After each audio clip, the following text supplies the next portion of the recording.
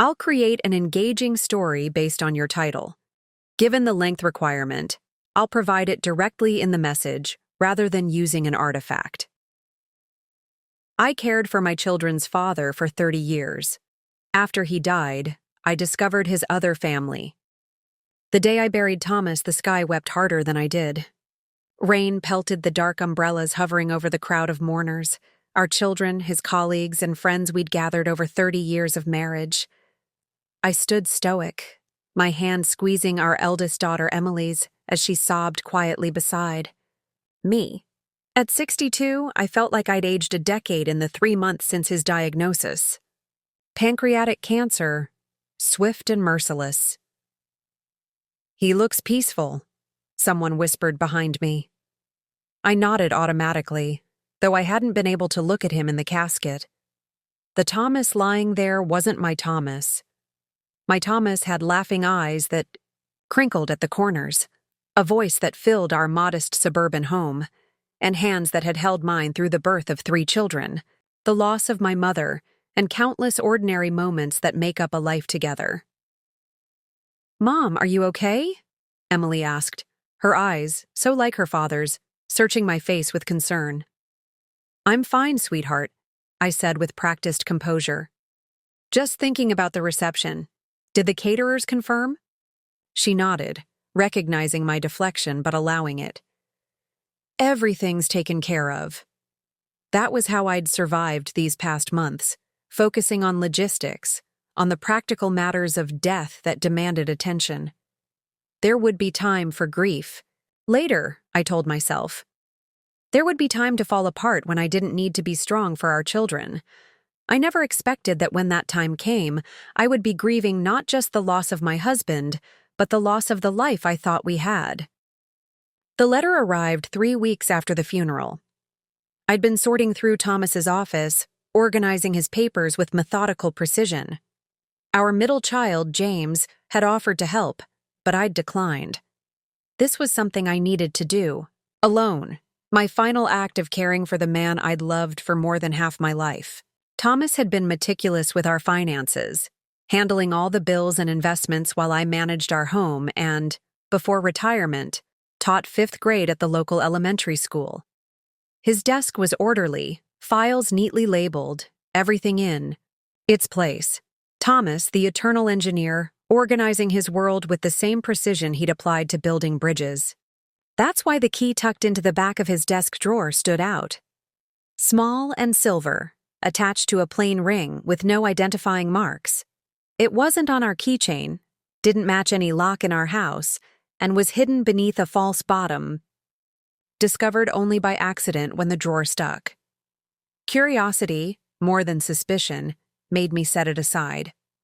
Another mystery was a recurring charge on a credit card statement, $1,500 monthly to something called Westfield Properties. It wasn't our mortgage. We'd paid off our house years ago, not a vacation property. We'd always preferred hotels for our modest travels. I made a note to call the bank about it, perhaps an investment Thomas had made. Then came the letter, addressed to Thomas in handwriting I didn't recognize. The return address was from Portland, Oregon, nearly 3,000 miles from our Connecticut home. I shouldn't have opened it. It wasn't addressed to me. But grief makes you do strange things, erases boundaries that once seemed sacred. "Dear Dad," it began, and my world tilted. The letter was from someone named Olivia Westfield. She wrote about her college graduation, her acceptance to medical school, her hopes that Thomas might attend her white coat ceremony in August. "Mom said you might not make it, but I'm still holding out hope. It would mean everything to have you there. After all, you're the reason I wanted to become a doctor in the first place." I read it 3 times, my hands trembling more violently with each pass. Dad, Mom, white coat ceremony. The pieces of an impossible puzzle began to form in my mind, but I wouldn't, put them together. I called Emily first. At 34, she'd always been our rock, the responsible one who approached problems with a level head. She arrived within the hour, her face tight with concern. "Mom, What's wrong? You sounded strange on the phone. I handed her the letter wordlessly, watching as confusion, then shock, then anger flickered across her face, a mirror of my own emotions. This has to be a mistake, she said finally, her voice hollow. Dad wouldn't. There's more, I said, showing her the credit card statements, the key. I don't know what it means, but we need to find out, she said firmly. We deserve to know the truth. James and our youngest, Sophie, joined us that evening. At 29 and 27 respectively, they reacted with disbelief and defensive anger. This is insane. James paced the living room, the letter clutched in his hand. Dad was the most honest person I know. He lectured us about integrity until we were blue in the face. He couldn't possibly have another family. The words hung in the air, finally spoken aloud. Sophie, always the emotional one, was crying softly. Maybe it's not what we think. Maybe he was helping someone, like a friend's daughter. That would be like Dad, wouldn't it? Helping someone quietly, not making a big deal of it? I wanted to believe her. God, how I wanted to. There's only one way to find out, Emily said quietly. We need to go to Portland. The decision to go to Portland wasn't made lightly. We debated, argued, cried, and finally agreed that we needed answers. Emily would come with me. James and Sophie would stay behind to handle things at home. We booked flights for the following week, each of us moving through the days in a fog of disbelief and dread. I found myself re-examining every memory, every business trip Thomas had taken over the years. As a consulting engineer, he'd traveled frequently, especially when the children were younger. A week here, sometimes 2 weeks there. Had there been more trips to the West Coast than I remembered? Had the calls home seemed rehearsed or distant? I couldn't tell anymore. Grief and suspicion had colored everything, making me question what had once seemed unquestionable. The night before our flight, I found myself in Thomas's closet, burying my face in his shirts, breathing in the lingering scent of his cologne. Why? I whispered to the empty room. Why wasn't I enough? Why weren't we enough? No answer came. Just the hollow silence of a house that felt increasingly like a museum of a life I wasn't sure had ever been real. Portland was rainy and gray when we arrived, the city shrouded in a mist that matched my mood. We checked into our hotel downtown, then called the number Olivia had included in her letter. I let Emily make the call, my courage failing me at the last moment. Hello, may I speak with Olivia Westfield? Emily's voice was steady, professional. She'd inherited Thomas's calm under pressure. My name is Emily Harrington. I'm calling about Thomas Harrington. A pause, then Emily's face changed. Yes, that's right. My father. Another pause. I understand this is unexpected. My mother and I are in Portland. We'd like to meet with you if possible. The conversation continued, with Emily writing down an address and a time for the following day. When she hung up, her face was pale. She knew who I was, Emily said quietly. She said she has a picture of me. Of all of us. Westfield Properties turned out to be a modest house in a quiet Portland suburb. Blue with white trim, a small front garden bursting with flowers despite the drizzle. A swing hung from the branch of a large oak tree in the yard. It looked like a home from a children's book, the kind of place where nothing bad could happen. Are you ready for this? Emily asked, squeezing my hand as we sat in our rental car, staring at the house. No, I said honestly, but I don't have a choice. The woman who opened the door was perhaps 10 years younger than me, with dark hair streaked with gray and Thomas's unmistakable eyes. My heart lurched painfully. She wore a simple blue dress, her expression a mixture of grief and apprehension. Rebecca, she said, and hearing my name on her lips was surreal. I'm Catherine. Please come in. The inside of the house was warm and cluttered in a comfortable way. Family photos lined the walls, and I deliberately avoided looking at them as we followed Catherine to a sunlit kitchen at the back of the house.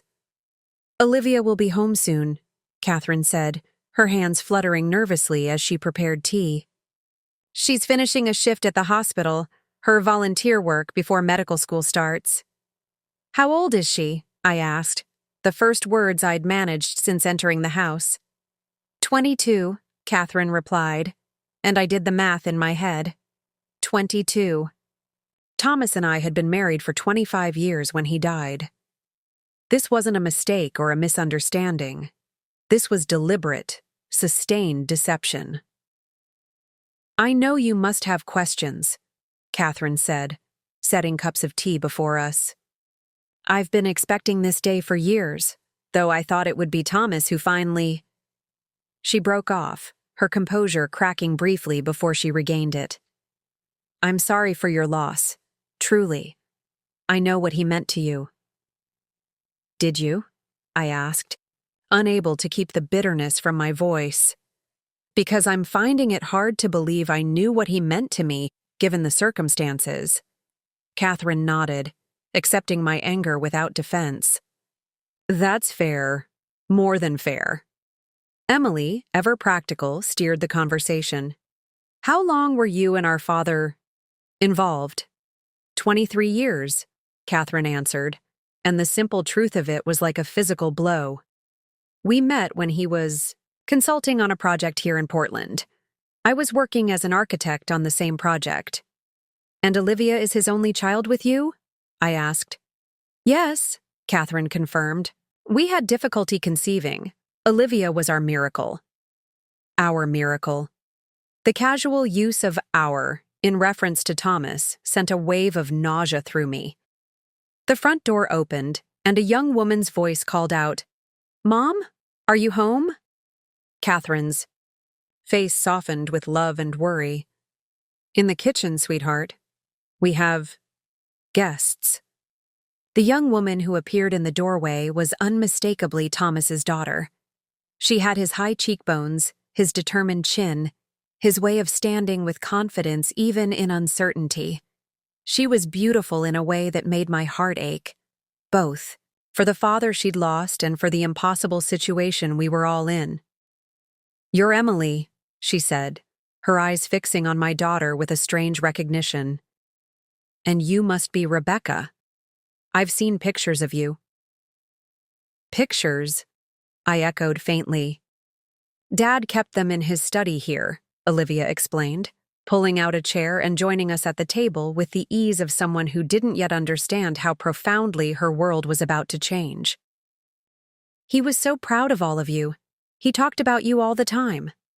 And that, somehow, was worse than if he'd kept us a secret.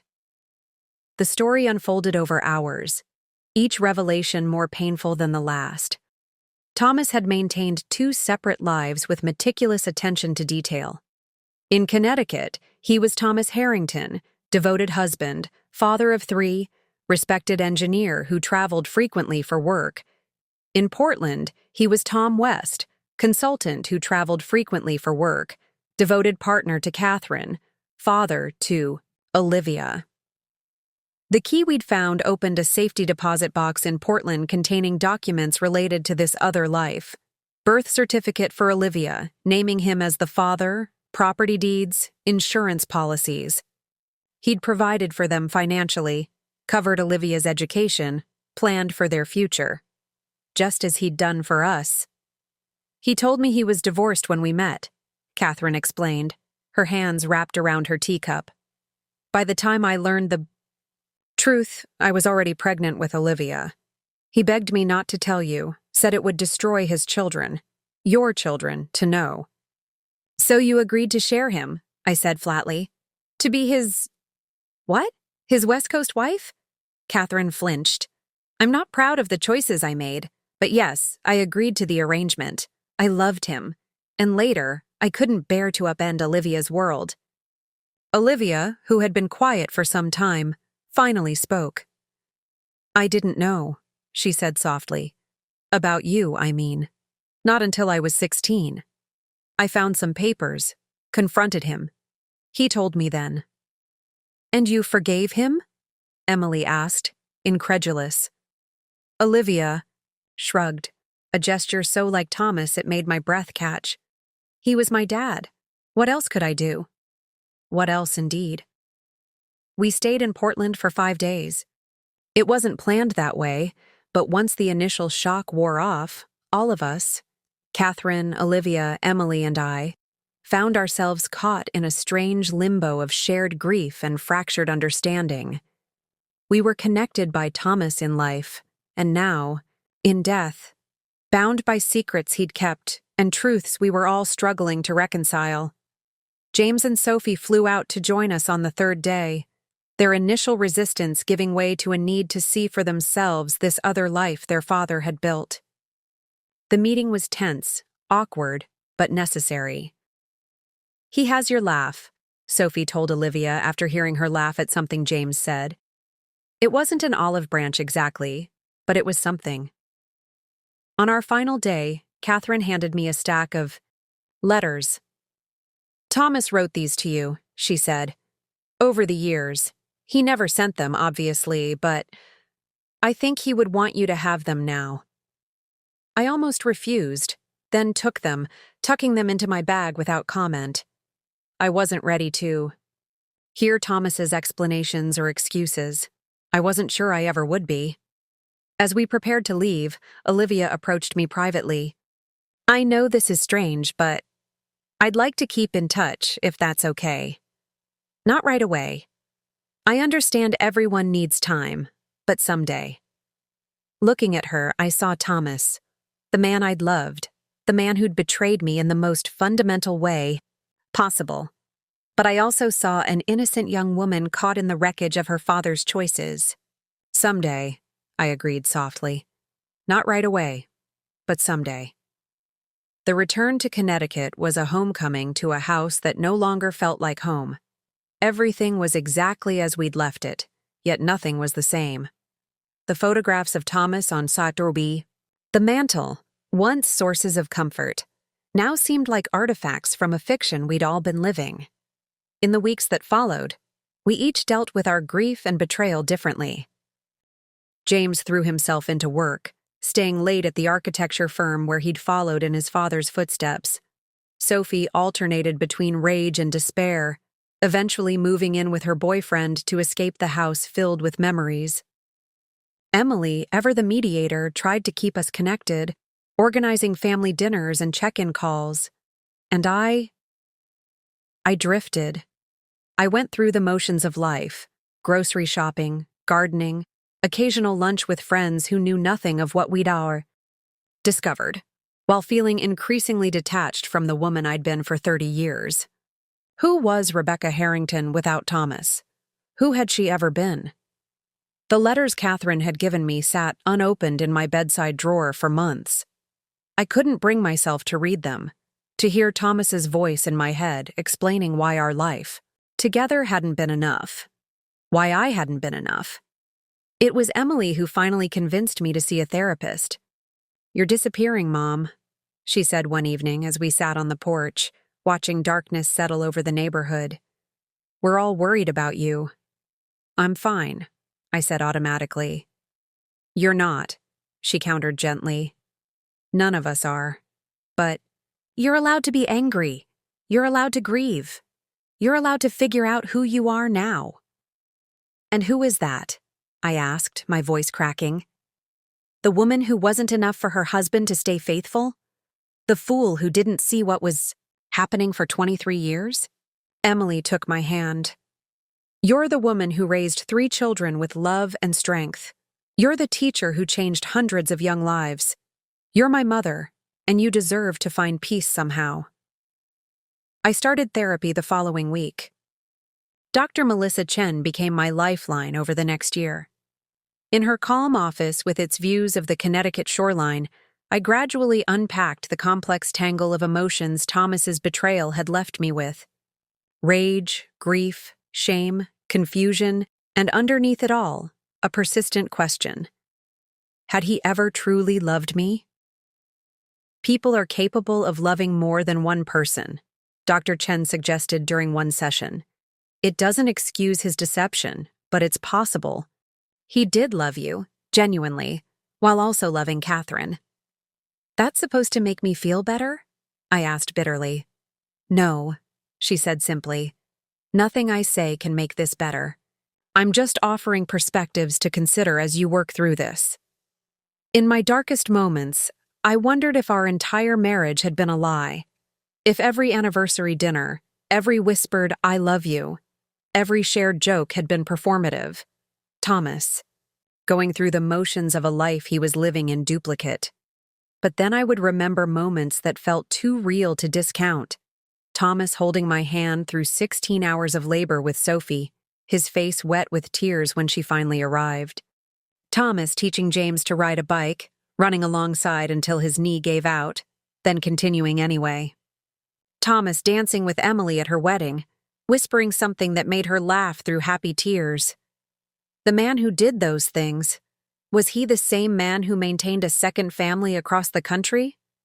Or had Thomas Harrington been such a compartmentalized person that he could be fully present and genuine in both lives without the contradiction tearing him apart? I might never know the answer. 6 months after our return from Portland, I finally opened the letters. There were 12 in total, written at irregular intervals over the 23 years of Thomas's double life. I read them in a single sitting, alone in my bedroom, a bottle of wine close at hand. The first was dated shortly after Olivia's birth, filled with confusion, self-recrimination, and what appeared to be genuine anguish. I've made a terrible mistake, he wrote. One that will hurt everyone I love if the truth comes out. I tell myself I'm protecting you and the children by keeping this secret, but I know that's partly a lie I tell to justify my own cowardice. The middle letters chronicled his growing attachment to Olivia, his pride in her accomplishments, the compartmentalization he'd mastered to maintain both families. I live in constant fear of discovery, read one letter from when Olivia was 10, but also in constant awe of my good fortune, to have so much love in my life, more than I deserve. The final letter was written just weeks before his diagnosis. I've decided to tell you everything, he wrote. After all these years, you deserve the truth, whatever the consequences. I've lived with this guilt for too long, and selfishly, I want to leave this world with a clean conscience if I can. But he hadn't told me. The cancer diagnosis had come, and instead of confession, Thomas had chosen to protect his secret to the end, leaving us all to discover the truth without his explanations or apologies. I folded the letters carefully and placed them back in their envelope, uncertain whether they had provided any healing or merely reopened wounds I'd been trying to stitch closed. A year after Thomas's death, Olivia emailed me. It was a tentative message, respectful of boundaries, simply checking in to see how we were all doing. Attached was a photo of her white coat ceremony, the milestone she'd hoped Thomas would attend. She looked happy, proud, standing between Catherine and an older man I didn't recognize. That's my mom's brother, she explained in the email. He stood in for Dad. I stared at the photo for a long time before replying with a simple congratulations and a brief update on our family. It wasn't warm, but it wasn't cold either. It was a start. Over the next few months, the emails continued. Occasional, undemanding exchanges that gradually built a fragile bridge between our worlds. I learned that Olivia had Thomas's aptitude for mathematics and his terrible singing voice. That she collected vintage postcards like I did. That in many ways, she was as much my husband's daughter as Emily, James, and Sophie were. When Emily announced she was pregnant with her first child, I hesitated only briefly before including Olivia in the group email. The baby would be her half-niece or nephew, after all, Thomas's grandchild. That was a big step, Dr. Chen observed when I told her. I'm not sure if it was the right one, I admitted. The children are still processing everything. Sophie, especially. There's no roadmap for this, Dr. Chen reminded me. You're all finding your way. 2 years after Thomas's death, I sold our house in Connecticut. It was too big for me alone, too filled with memories both cherished and tainted. I bought a smaller place nearer to Emily and her husband, a fresh start with enough room for visits from James and Sophie. As I packed up 30 years of life, I found myself sorting not just belongings, but memories, deciding what to keep, what to let go of. Thomas's engineering awards went to James, his collection of first edition novels to Sophie, his fishing gear to an old colleague who'd been his friend for decades, a man who, I sometimes wondered, might have known about Portland but kept his friend's secret. In the back of Thomas's closet, I found a small wooden box I'd never seen before. Inside were ticket stubs, a pressed flower, a coaster from a Portland brewery, mementos from his other life. I almost threw it away, then instead packed it carefully to give to Olivia. These fragments of her father belonged with her. The day before the move, Catherine called. It was the first time we'd spoken directly since Portland. Olivia told me you're moving, she said, her voice hesitant. I hope that's a positive change. For you. It is, I said, surprised to realize I meant it. A fresh start of sorts. Rebecca, She paused. I've wanted to call so many times, to apologize, though I know no apology could ever be sufficient. No, I agreed. It couldn't. I've often wondered if our situations had been reversed, if I could have found any way to forgive. I'm not asking for your forgiveness, she added quickly. I just want you to know that I understand the magnitude of what Thomas and I did to you, the years we stole. I thought about her words for a long moment. The years weren't stolen, I said finally.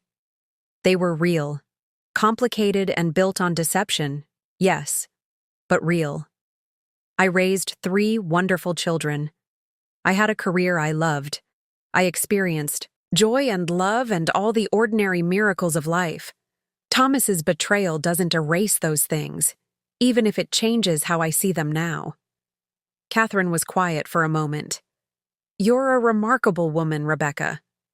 I'm just a woman trying to make sense of her life, I corrected gently.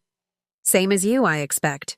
After we hung up, I stood in the half-empty house that had been the center of my world for so long and realized something surprising. I felt lighter. Not healed, not whole, but lighter. Emily's daughter, Abigail Thomas Pearson, was born on Achu, a snowy December morning 3 years after we'd lost Thomas. I was in the delivery room, holding Emily's hand just as Thomas had once held mine. When they placed the squirming, red-faced miracle in Emily's arms, I felt a surge of love so powerful. It took my breath away. She has Grandpa's chin, Emily murmured, tracing a gentle finger along the baby's face.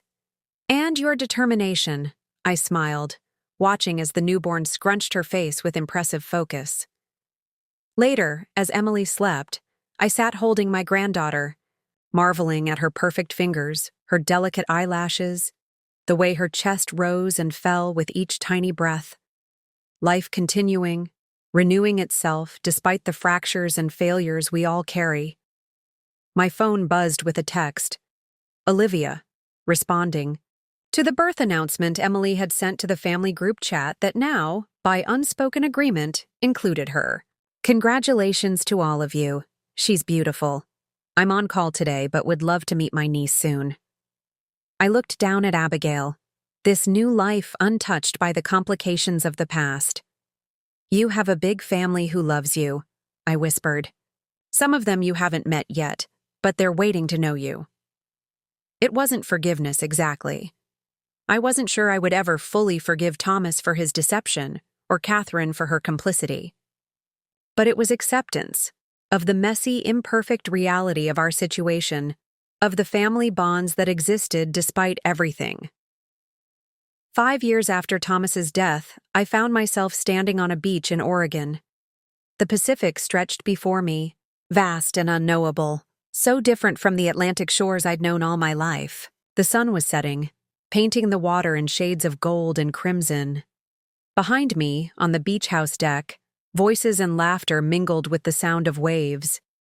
James was grilling fish, engaging in good-natured debate with Catherine's brother about cooking techniques.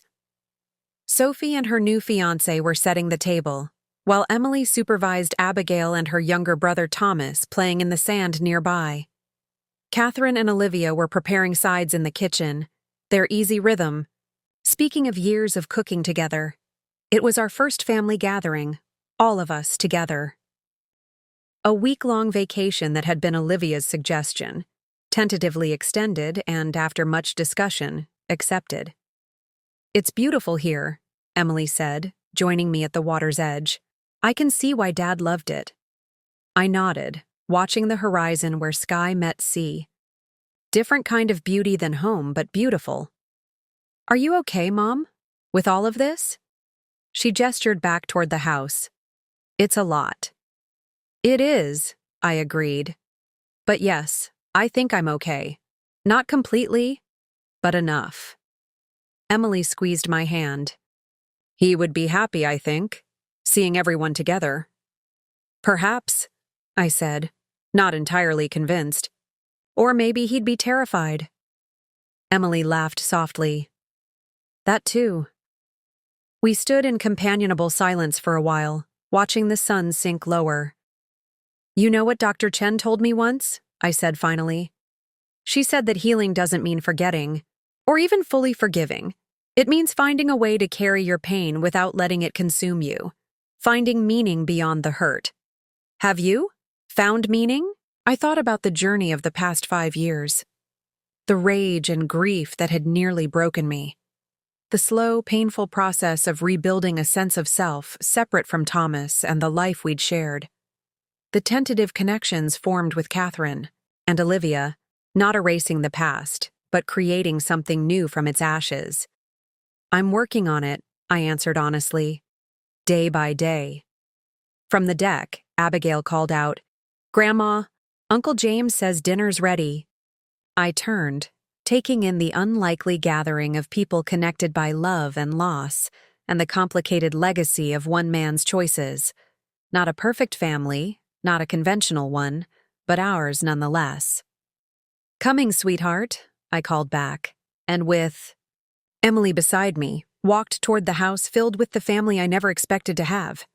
I'll continue the story from the last paragraph, maintaining the narrative style and character development.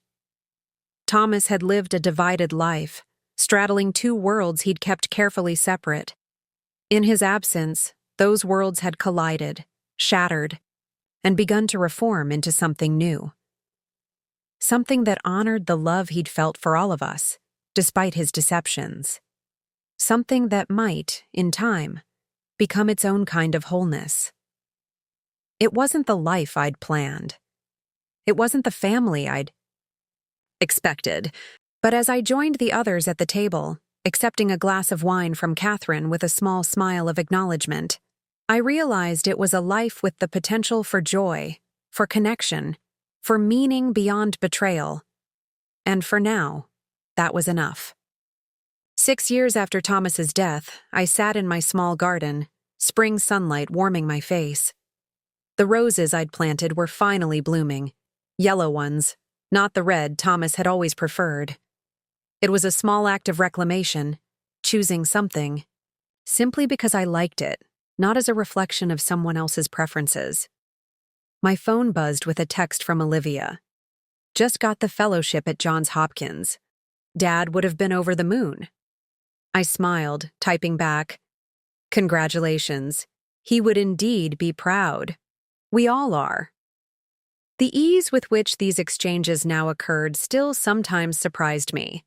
Not friendship exactly, but something adjacent to it. A mutual recognition of our shared connection to Thomas and the strange, unexpected bonds that had formed in the aftermath of his deception. Emily often remarked that Olivia had become the bridge between our fractured families, her inherent kindness and determination to forge connections overcoming initial resentments. Sophie had been the last to warm to her, the betrayal cutting. Deepest for my youngest, who had been Daddy's little girl. But even Sophie had gradually come around, especially after Olivia had driven across 3 states to be with her after a difficult breakup 2 years ago. "You coming to dinner tonight? Mom?" James's text came through, interrupting my thoughts. "Of course. Bringing that lemon tart Emily likes. Should I pick up anything else?" "Just yourself. Kids are excited to see Grandma."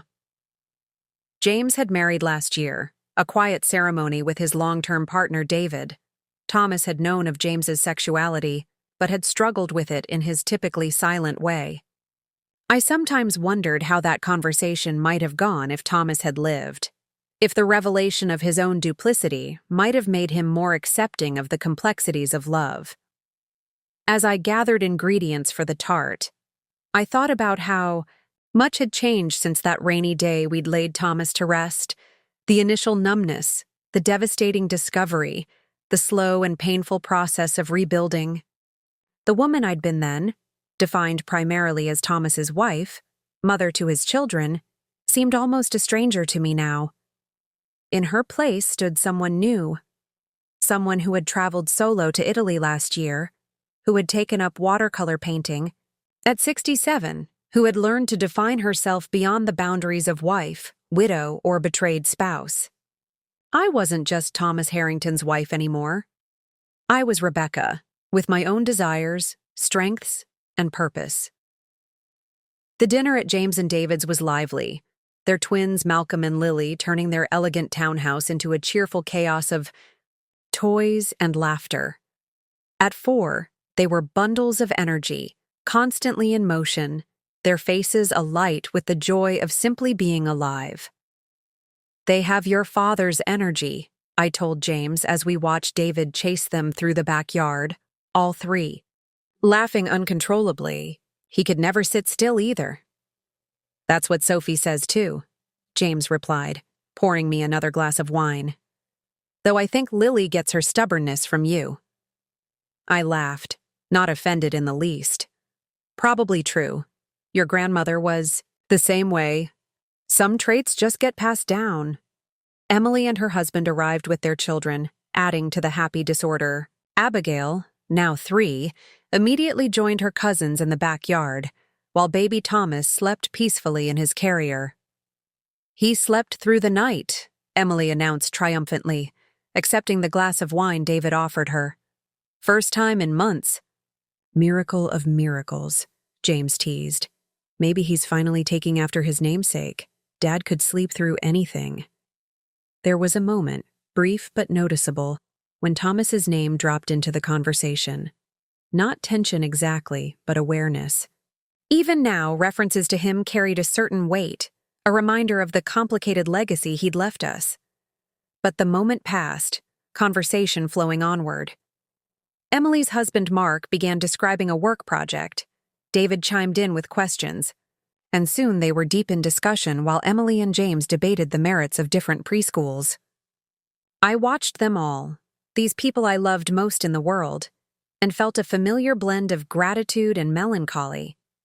This was family, messy, imperfect, resilient, and broader now than I could have imagined. "Olivia's coming east next month," I mentioned during a lull in conversation, "for that conference in Baltimore.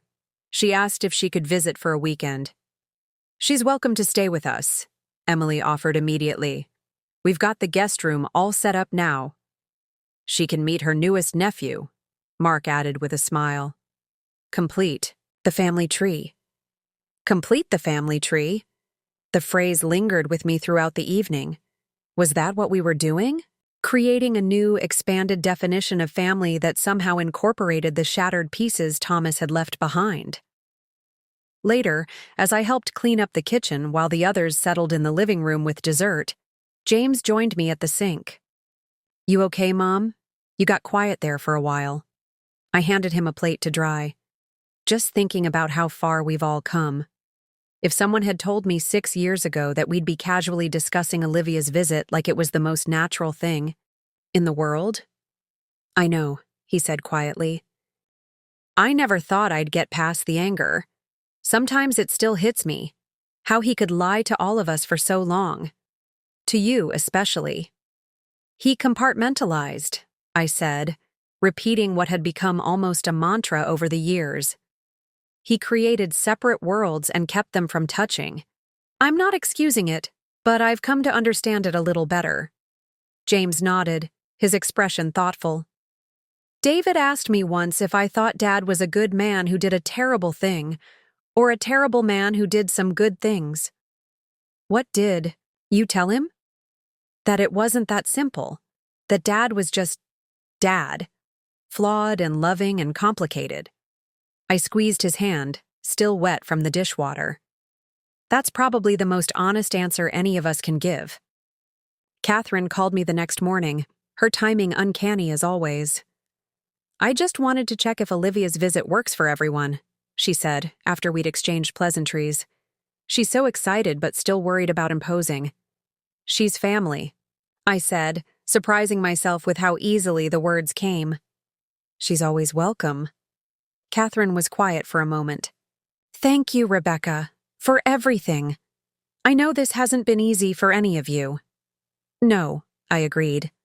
But necessary, maybe. For all of us. After we hung up, I found myself looking at the photos on my mantle. The children growing up, Thomas and me on our 25th anniversary, more recent additions of grandchildren and in-laws. A complete picture of our family, or so I'd thought for 3 decades. Now I understood it had only been half the picture. The other half existed in a blue house in Portland, in Catherine's photo albums and Olivia's memories. 2 halves of a sar, whole that Thomas had kept carefully separated during his life. I'd spent so much time wondering how he could do it, maintain the deception, tell the lies, build a life on such a fractured foundation. Therapy had helped me accept that I might never fully understand that Thomas had taken some of his secrets to the grave despite the letters he'd left behind. But lately, I'd been asking a different question. Not how, but why. Why had he lived a divided life rather than choosing one path and committing to it fully? Why had he continued the deception for decades when he must have known the truth would eventually emerge? The answer, I was beginning to suspect, was both simpler and more complex than I'd imagined. Thomas had loved us all. Imperfectly, selfishly in many ways, but genuinely. He hadn't been able to choose because choosing would have meant losing someone he loved. So instead, he'd created a precarious balance, a double life that allowed him to keep everyone at the terrible cost of complete honesty with anyone.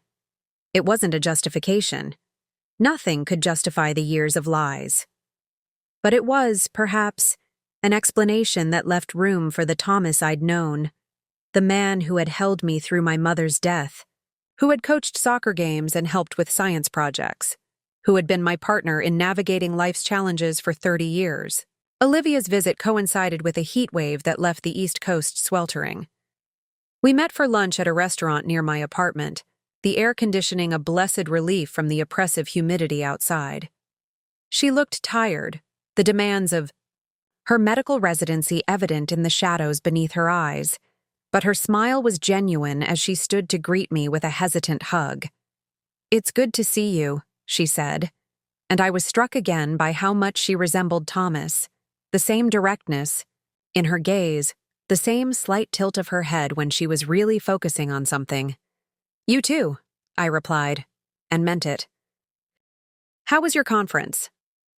We fell into easy conversation about her work, the latest antics of Emily's children, the heat wave. It wasn't until our entrees arrived that she brought up the real reason for her visit. "Mom's thinking of selling the house," she said, pushing her salad around her plate. "It's too big for her now, and Portland real estate has gotten so expensive. She could buy something smaller and have a nest egg for retirement."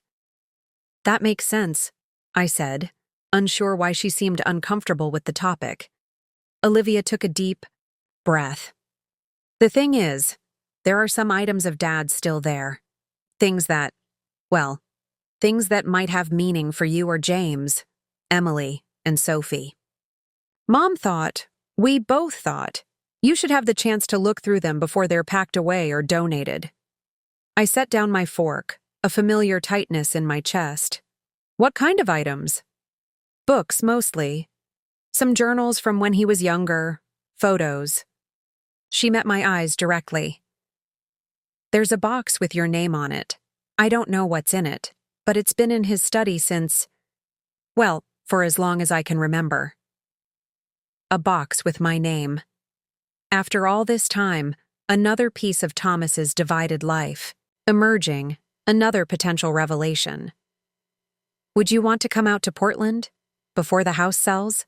Olivia asked when I remained silent. Mom says she understands if you'd rather not, of course. She could ship anything you wanted. I thought about the blue house with the oak tree, the one visit we'd made years ago when the wounds were still raw and bleeding. The idea of returning made my stomach clench, but something else stirred too. Curiosity, perhaps, or a sense that this might be an important step in the ongoing process of healing. I'll think about it, I said finally. When is she planning to list the house? Not for a couple of months. There's some work to be done first. I nodded, grateful for the time to consider. Tell her thank you for thinking of us. Olivia relaxed, slightly, clearly relieved to have delivered her message. I will, and thank you, Rebecca, for everything. I haven't done anything, I demurred. You have, she insisted quietly. You could have shut us out completely. No one would have blamed you. Instead, you've made space for me in your family's life. That means more than I can say. I reached across the table and squeezed her hand briefly. You're Thomas's daughter. That makes you family, however complicated the circumstances. Her eyes, so like her father's, filled with tears. He loved you, you know. All of you. I know. That doesn't make what he did okay, but I know, I interrupted gently. I know he did. And I did know, finally. It had taken years to separate the truth of Thomas's love from the magnitude of his betrayal, to understand that both could exist simultaneously. He had loved us completely in the moments he was with us. The tragedy was that he hadn't loved any of us, Catherine, Olivia, my children, or me, enough to give us the whole truth, the complete version of himself. The decision to return to Portland wasn't made lightly. I discussed it with my therapist, with Emily, with myself during long walks along the Connecticut shore. What did I hope to find in that house? What closure remained to be had after all these years? In the end, curiosity won out, a desire to see what Thomas had kept in a box with my name on it for all those years in his other home. Sophie elected to come with me, a surprise since she'd been the most resistant to maintaining any connection with Catherine and Olivia. I want to see it, she said simply when I asked why. The other half of Dad's life. I was too angry last time to really look. We flew to Portland in early fall, when the city was at its most beautiful, leaves turning gold and crimson, the air crisp but not yet cold. Catherine met us at the airport, her hair now fully silver, but her smile warm and genuine.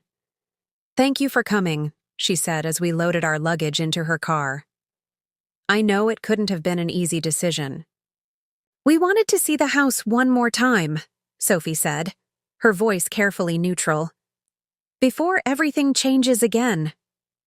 The blue house looked much as I remembered it, though the garden was a bit less tended, the paint on the trim starting to peel in places. The swing still hung from the oak tree, moving slightly in the breeze. Olivia apologizes for not being here, Catherine said as she showed us in. Emergency shift at the hospital. She hopes to catch you before you leave tomorrow. Inside, cardboard boxes were stacked in the living room, some labeled Donate in neat handwriting, others bearing the names of rooms. Kitchen, master bedroom, study. I've been sorting for weeks, Catherine explained, leading us through to the kitchen. Amazing how much you accumulate over 20+ years in one place. I looked around, noting the changes since our last visit. Fewer personal items, the walls bare where photos had once hung. The process of detachment already well underway. Would you like to see Thomas's things now, or would you prefer tea first? Catherine asked, ever the gracious hostess despite the awkwardness of our situation. Now, please, Sophie answered before I could. If that's all right? Catherine nodded, leading us upstairs to what had been Thomas's study, a room we'd seen only briefly during our previous visit. It was smaller than his office in our Connecticut home, but unmistakably his space. The same style of desk, similar bookshelves, even a framed bridge schematic on the wall that mirrored one he'd had in his office at home. Home. I caught myself, realizing I still thought of our house in Connecticut as home, even though I'd sold it years ago. Some associations were difficult to break. I've put aside everything I thought might have personal significance, Catherine said, indicating a row of boxes against one wall. Books he particularly loved, some professional awards, photographs. She paused, then pointed to a wooden chest in the corner. That has your name on it, Rebecca. It's locked, but the key should be in his desk drawer. Sophie moved to examine the bookshelves while I approached the chest. Oak, well-crafted, about the size of a small coffee table. Sure enough, a brass plate on the lid bore my name. Rebecca Ann Harrington. I'll leave you to look through everything in private, Catherine said, moving toward the door. Take whatever you want, of course. I'll be downstairs if you need anything. When she was gone, Sophie turned to me, her expression unreadable.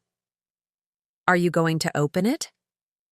I nodded, moving to the desk and searching through the drawers until I found a small key taped to the inside of the top drawer. It fit perfectly into the chest's lock, turning with a soft click.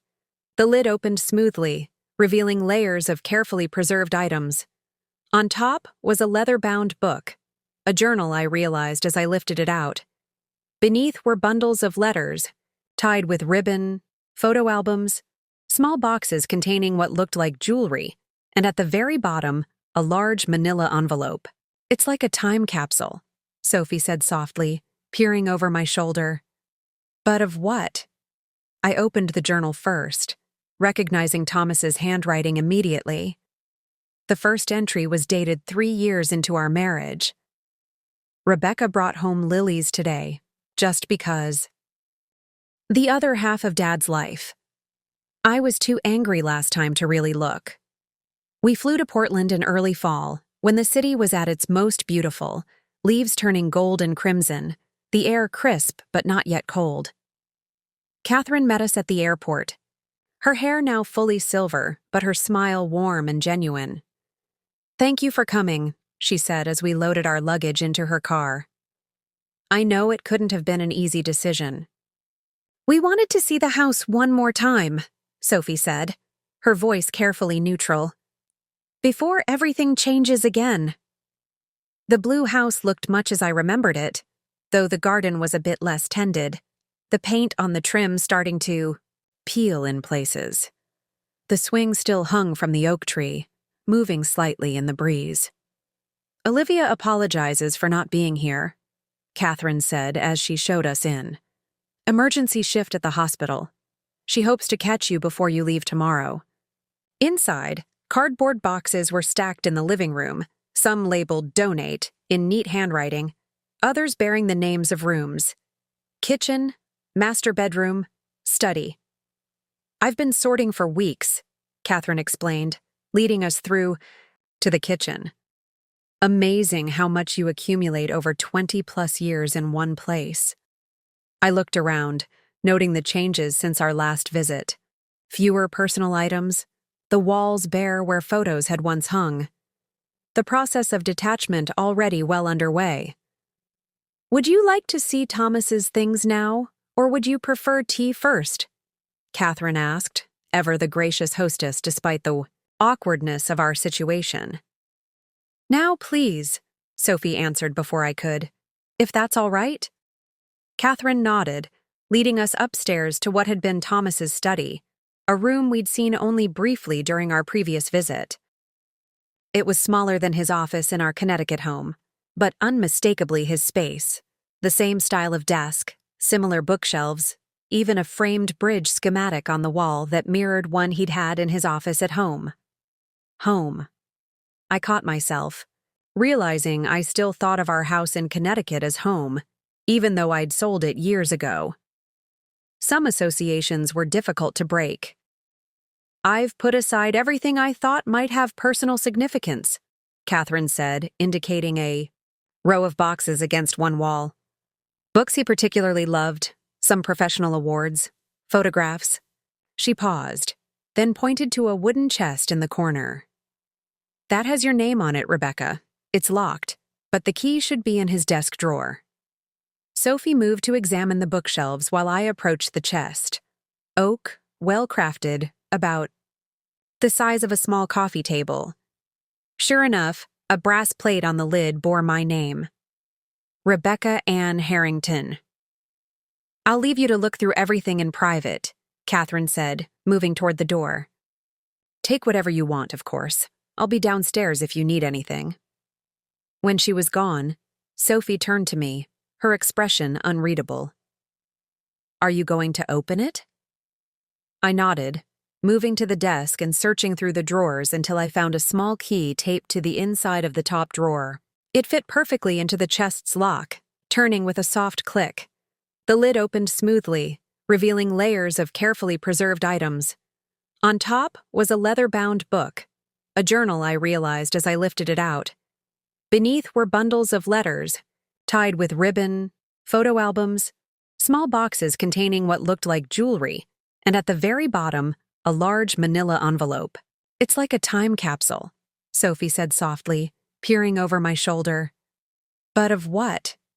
I opened the journal first, recognizing Thomas's handwriting immediately. The first entry was dated 3 years into our marriage. "Rebecca brought home lilies today, just because." She said they reminded her of our honeymoon. Sometimes I'm overwhelmed by how completely she loves, with her whole heart, holding nothing back. I don't deserve her, but I'm grateful every day that she chose me. I closed the book quickly, my throat tight. "These are his private thoughts about our marriage," I said to Sophie.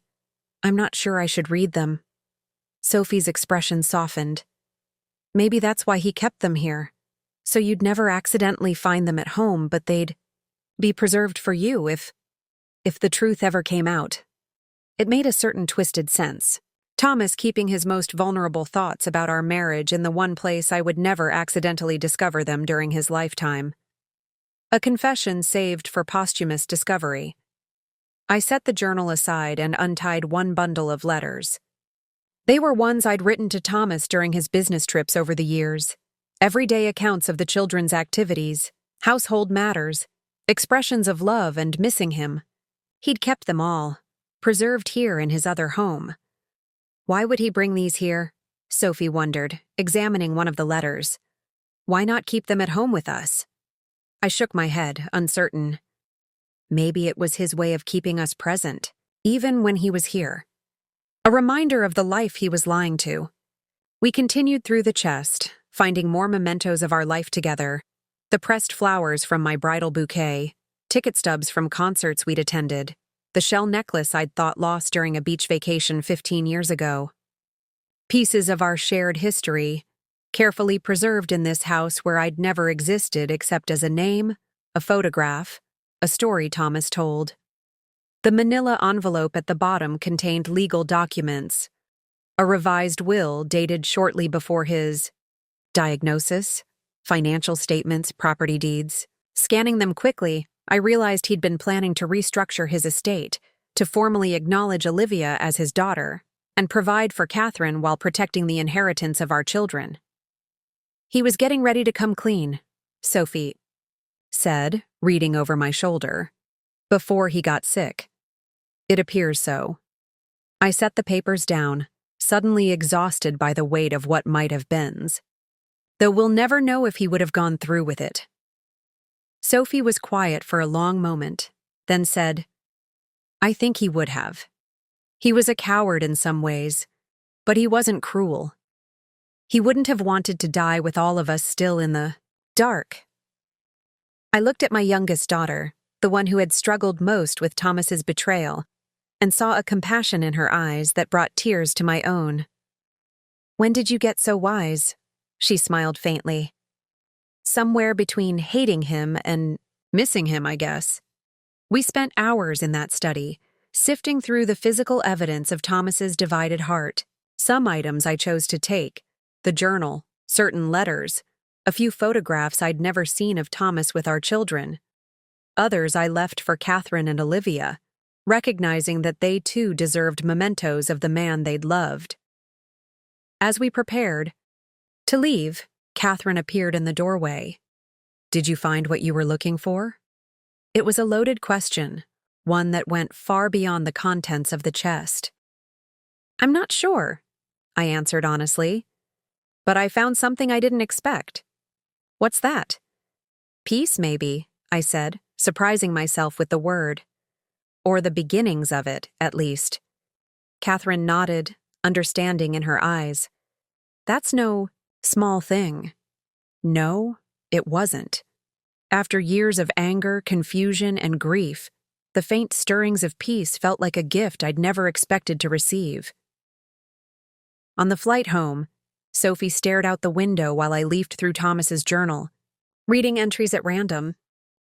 Some made me smile, others brought tears. All reminded me of the man I'd loved, the real man beneath the deception, the one who had loved me in his imperfect way.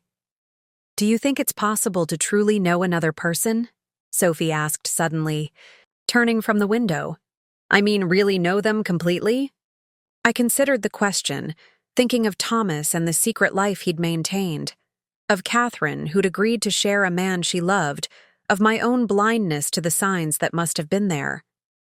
I think we know as much as people allow us to. See?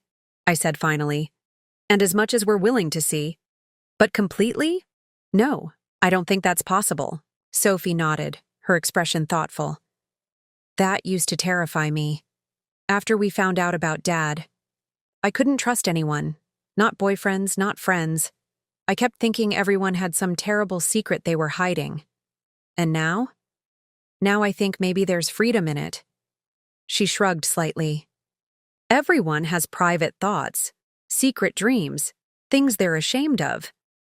Dad's deception was extreme, but the basic human instinct to protect parts of yourself, that's universal. I reached for her hand, squeezing it gently. When did my angry little girl become a philosopher? She laughed softly. Around the time my mother became an international traveler who takes painting classes and goes on dates. I felt my face flush. They're not dates. Gary and I are just friends. Mom. Sophie gave me a knowing look. The man has brought you flowers 3 times. Those are dates. I didn't argue further, my mind turning to Gary Cooper, the retired history professor I'd met in my watercolor class. Widowed 5 years ago, kind eyes, a laugh that reminded me of my father's. We'd been meeting for coffee, occasional dinners. Nothing serious, I'd told myself. Just companionship. Would it be so terrible? Sophie asked gently. If they were dates? I looked out at the clouds below us, considering the question. I don't know. It feels disloyal somehow. To Dad? Sophie's voice held a hint of incredulity. Mom, after everything. Not to your father, I interrupted. To myself, maybe. To the woman who believed in 30 years of fidelity and partnership. Sophie was quiet for a moment. You know what Emily said to me last month? She said you've spent 6 years redefining yourself after Dad's betrayal. Maybe it's time to just define yourself. Period. Not as Dad's widow, not as the woman who was deceived, not as our mother. Just as Rebecca. Just Rebecca. The words echoed. In my mind, carrying a weight both frightening and exhilarating. Who was Rebecca, outside of all her relational identities? What did she want from this chapter of her life? "I'll think about it," I promised, and Sophie seemed satisfied with that. As the plane began its descent, I closed Thomas's journal and tucked it into my bag. It would join the letters Catherine had given me years ago, the photographs and mementos I'd preserved, not on display but not hidden away either. Just another piece of the complex history that had shaped me, that continued to shape me as I moved forward into whatever came next. Gary was waiting at the airport when we landed, holding a small sign that read, "Harrington Explorers," in his neat handwriting. Sophie nudged me, giving me a meaningful look before tactfully announcing she'd take a lift to her apartment. "You don't have to do that," I protested. "Gary wouldn't mind dropping you off." "I'm sure he wouldn't," she agreed with a smile. "But I think I'll give you two some space. Call me tomorrow, Mom." Before I could argue further, she hugged me tight, whispering, "Just Rebecca, remember?" Then she was off, wheeling her suitcase toward the exit with a backward wave. Gary approached, his smile warming his entire face. "Welcome home, travelers. How was Portland?" "Illuminating," I said, returning his smile. "And complicated. The best journeys usually are." He took my suitcase, his hand briefly touching mine. "I've got dinner waiting at my place if you're hungry. Nothing fancy, just pasta and that sourdough bread you like from the farmer's market." The invitation hung between us, weighted with possibility. In the past, I might have demurred, claimed fatigue from travel, retreated to the safety of my own space. "Just Rebecca," Sophie's words echoed in my mind. "That sounds wonderful," I said, and meant it. Gary's home was a small but charming cottage near the university where he'd taught for 30 years. Bookshelves lined every wall, plants thrived in the sunroom, jazz played softly in the background. It was entirely different from the house I'd shared with Thomas. No engineering awards or bridge schematics, no evidence of my decorating taste in the furniture or color schemes. It was purely Gary's space, and I found comfort in its otherness. Over dinner, I told him about Portland, about the wooden chest with my name on it, about the strange peace I'd found among the mementos of Thomas's divided life. "It's like I've been carrying this weight for years," I explained, trying to articulate the shifting feelings. Not just the betrayal, but the uncertainty. Who was he really? Which version was real? The chest answered that, in a way. Both versions were real. He was both men, loving both families, living both lives. Gary listened attentively, his eyes never leaving my face. "And that brings you peace? Knowing he loved you both?" I considered the question. "Not exactly. It's more that I finally believe he loved me as much as he was capable of loving anyone. The deception wasn't about a lack of love, but about his inability to choose, to commit fully to one path." "His failure, not yours," Gary said quietly. "Yes." I looked up, meeting his gaze. "That's exactly it." After dinner, we moved to his small backyard patio, watching the stars appear one by one in the darkening sky.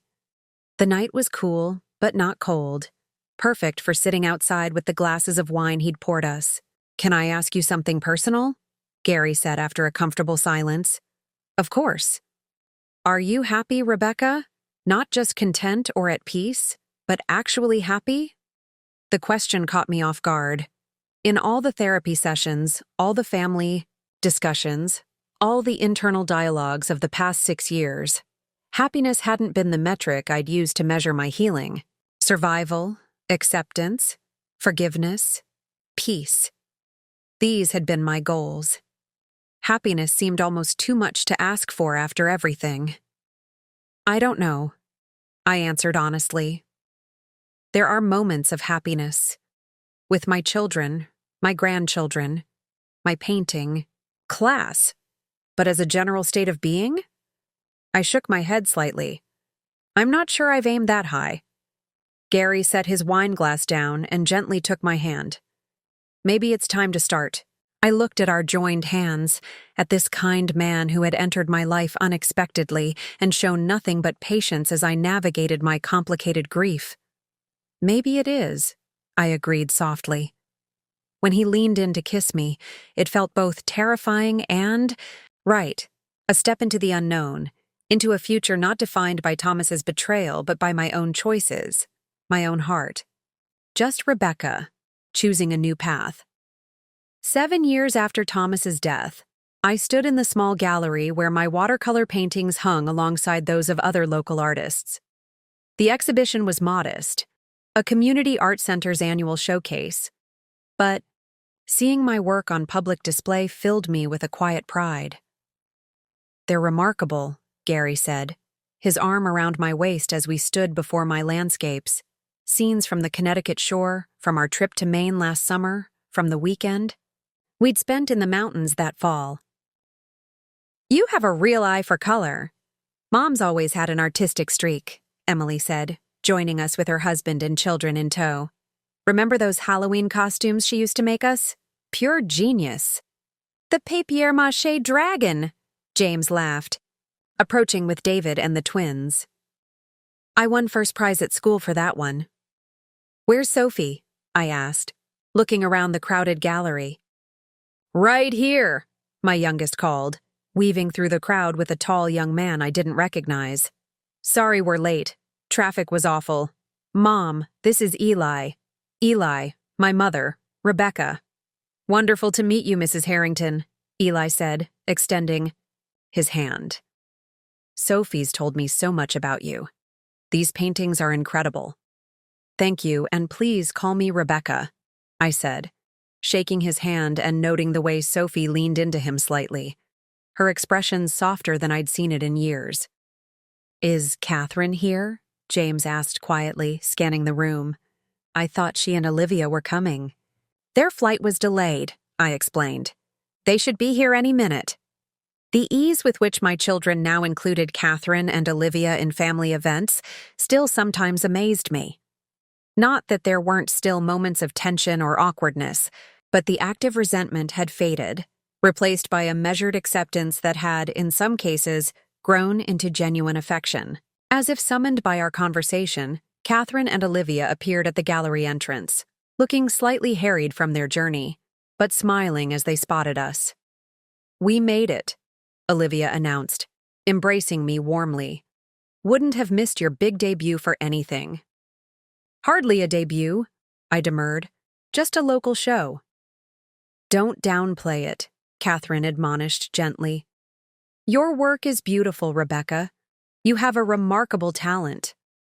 Coming from Catherine, who had worked as an architect for decades and had a trained eye for design, the compliment meant more than she might have realized.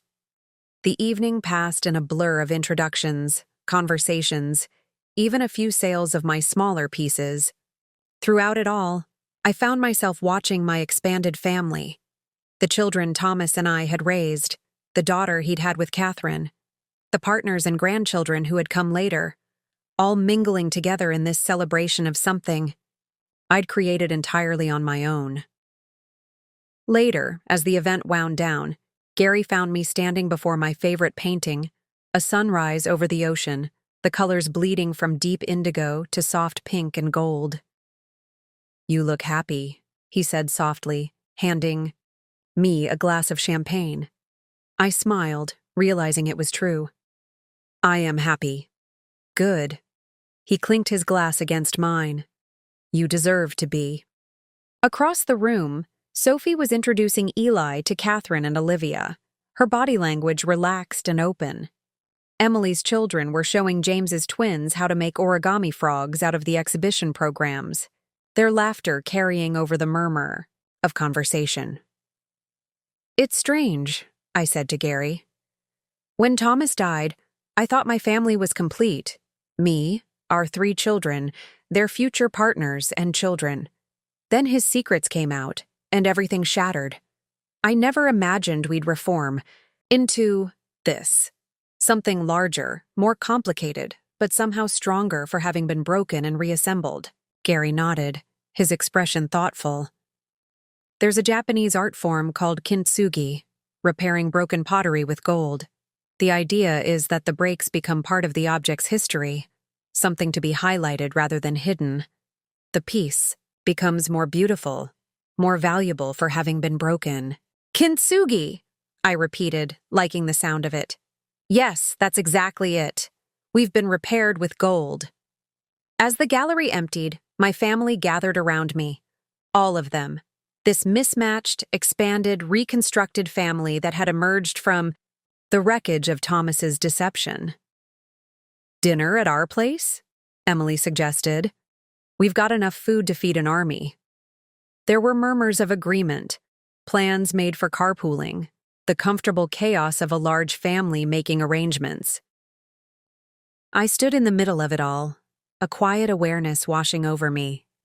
This moment, this gathering, would never have happened if Thomas had lived, if his secrets had remained buried.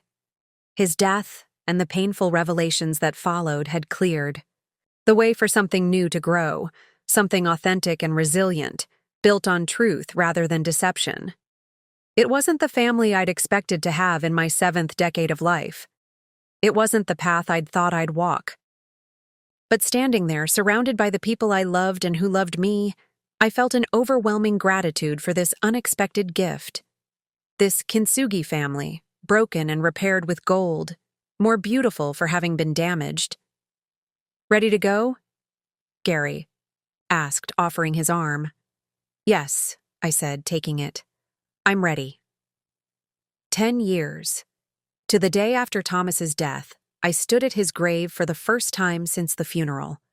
The granite headstone was weathered now, moss growing in the engraved letters. Of his name, I'd brought lilies, not because they had been his favorite, but because they had been significant to us, a reminder of our honeymoon in the country house with the lily pond. Hello, Thomas, I said quietly, placing the flowers against the stone. It's been a while, a decade, a lifetime. The woman who had stood here 10 years ago, numb with fresh grief and unaware of the revelations to come, was almost unrecognizable to me now. She had defined herself primarily as Thomas Harrington's wife. I defined myself as many things. Mother, grandmother, artist, friend, partner to Gary, though we had chosen not to marry, comfortable in the relationship we had built without the need for legal validation.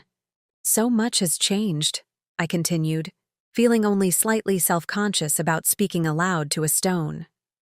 The children are well. Emily's youngest started kindergarten last month. James and David are talking about adopting a 3rd child. Sophie is engaged. Spring wedding. You'd like Eli, I think. He's kind, steady, a good match for her. I'll continue the story from the point where it was cut off. A breeze rustled the cemetery trees, carrying the first golden leaves of autumn to the ground around me. Olivia finished her medical residency. She's specializing in oncology, pancreatic cancer research specifically. Because of you, she says. She wants to make sure other families have more time than we did. I paused, gathering my thoughts.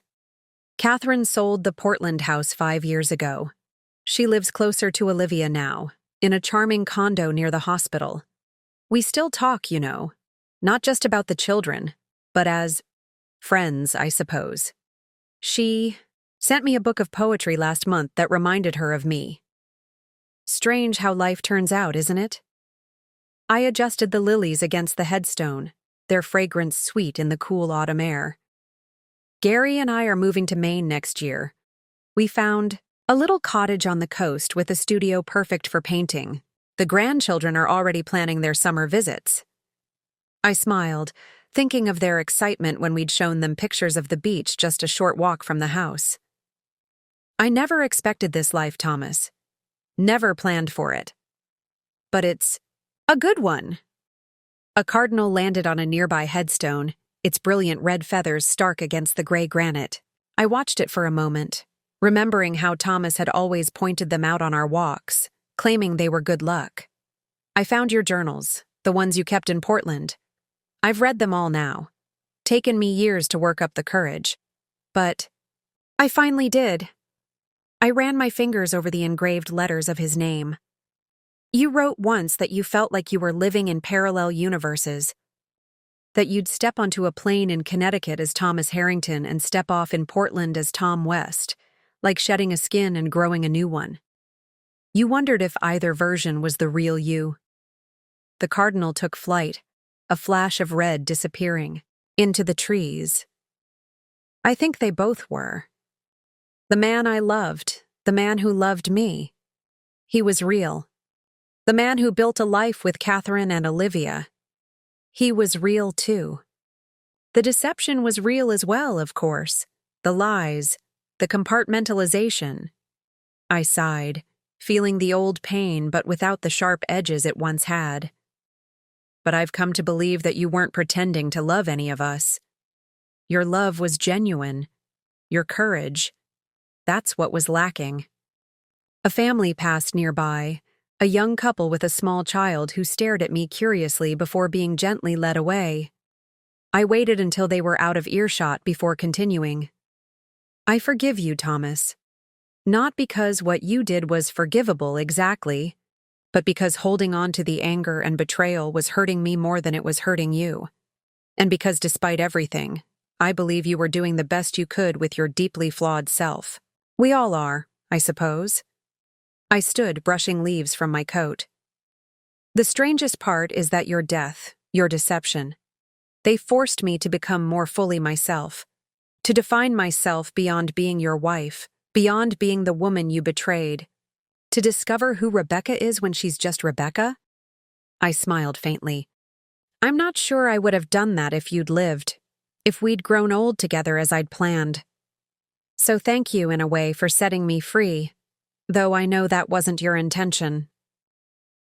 I touched the top of the headstone one last time. Goodbye, Thomas. I don't think I'll be back. Not out of anger or resentment, but because I don't need this place to remember you anymore. You're part of my story, an important chapter, but not the whole book. I'm writing new chapters now. As I walked back to where Gary waited patiently in the car, I felt a sense of completion. Not closure. I'd learned that life rarely offers such neat endings, but a gentle turning of the page, a readiness to move forward without the weight of unanswered questions or unhealed wounds. Our cottage in Maine became home more quickly than I'd expected. Perched on a rocky bluff overlooking the Atlantic, it was everything Gary and I had hoped for. Peaceful yet invigorating. Isolated enough for privacy, but close enough to a small town for convenience. My studio, a converted sunroom with windows, on 3 sides, became my sanctuary. I painted daily, sometimes for hours, losing myself in the play of light on water, the drama of storm clouds gathering over the ocean, the subtle shifts of color as seasons changed. To my surprise, my work began to sell consistently. First in local galleries, then in a well-regarded Portland art cooperative, and finally in a small but prestigious gallery in Boston. "You found your voice," my art instructor said when she visited us that first summer. "These coastal paintings, they're distinctly yours. I can feel your presence in every brushstroke. My presence, my voice, my perspective. After decades of being defined primarily in relation to others, daughter, wife, mother, there was something profoundly satisfying about creating something that was purely my own expression. Life settled into new rhythms. Gary taught a literature seminar at the local community college one evening a week. I led a watercolor workshop for beginners at the town library on Saturday mornings. We took long walks on the beach, read books by the fire on stormy days, entertained a steady stream of visitors during the summer months. Emily and her family came for 2 weeks every July, filling the cottage with children's laughter and the happy chaos of beach toys, puzzle pieces, and impromptu dance parties. James, David, and their children preferred September, when the tourist crowds had thinned and the ocean was still warm enough for swimming. Sophie and Eli, now married and expecting their first child, visited whenever they could. Sophie's once restless, Spirit seemingly calmed by both her marriage and her successful career as a marine biologist. And Olivia came too, sometimes with Catherine, sometimes alone when her demanding schedule as a research physician allowed. Those visits, once unimaginable, had become comfortable, even cherished. Watching her walk the beach with Emily, heads bent in conversation, or help James's twins build elaborate sandcastles, or discuss environmental conservation with Sophie, I felt a quiet amazement at how thoroughly she had been woven into the fabric of our family. "It's remarkable, isn't it?" Catherine said one evening as we sat on the deck watching Olivia and Sophie examining tide pools with Sophie's 4-year-old daughter, Hannah. "If someone had told me 12 years ago that we'd be here like this, I wouldn't have believed it either," I agreed, pouring more wine into her glass. "Life is stranger than fiction, as they say." Catherine smiled, her eyes following the figures on the beach below. "Thomas would be pleased, I think, to see this." Once, such a comment might have sparked resentment or pain. Now it simply felt like an observation about a shared past. "He would," I agreed, though I doubt he ever imagined it would be possible. "He underestimated you," Catherine said quietly. "Your capacity for grace, for forgiveness." I considered this, watching the waves roll gently onto the shore. Perhaps. Or maybe he underestimated all of us. Our resilience, our ability to adapt, to create something new from the broken pieces. Catherine raised her glass slightly. "To resilience, then." "To resilience," I echoed, clinking my glass against hers. Later, after our guests had gone to bed, Gary and I sat alone on the deck, wrapped in blankets against the night chill, listening to the rhythmic crash of waves against the rocks below. "Happy?" he asked, his familiar question over the years we'd been together. "Very," I answered truthfully, leaning my head against his shoulder. "No regrets? About leaving Connecticut? About this new life?" I thought about the question, about the path that had led me here, the pain and disillusionment, the hard-won healing, the gradual rebuilding of trust and joy. "No regrets about this life," I said finally. "Regrets about how it came to be, perhaps. Wishes that things could have been different for everyone involved. But this life now? No regrets at all." Gary nodded, understanding as always. "Good, because I was thinking we might want to consider that property next door if it comes on the market again. For a proper studio for you, maybe a small gallery space. Your paintings are starting to outgrow the cottage." I looked at him in surprise. "A gallery? Here? Why not? Your coastal series is selling well. The Boston Gallery owner mentioned possibly featuring you in a solo show next year. It might be time to think bigger." Bigger. The word resonated, making me realize how much my vision of what was possible had expanded over the years. The Rebecca who had stood at Thomas's grave a decade after his death had been learning to define herself outside the context of his betrayal.